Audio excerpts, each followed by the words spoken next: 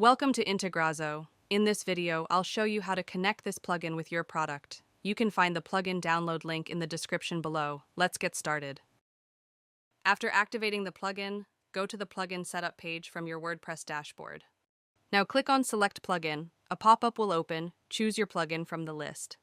Next, click on Select Product. A pop-up will open. Choose your product from the list. After selecting both, click on the Save and Next button. Next, in Step 2, add your account authentication details. First, enter your account name for identification. Next, select your account data center name.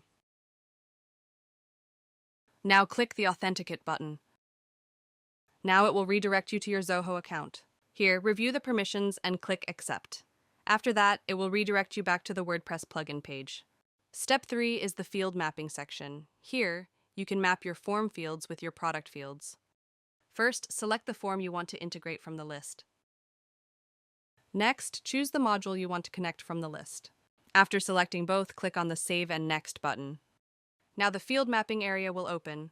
On the left side, the form fields will appear, and on the right side, the product fields will appear. Here, simply map the fields. After completing the field mapping, click on the Save Mapping button.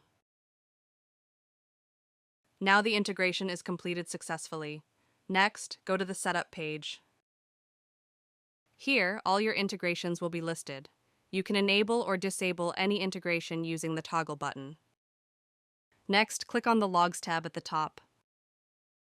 Here, all the entries are listed, including successful and failed records. If needed, you can also resync the entries from here. That's all for now. Thank you for watching. If you have any questions, feel free to comment below. Don't forget to check the plugin link in the description.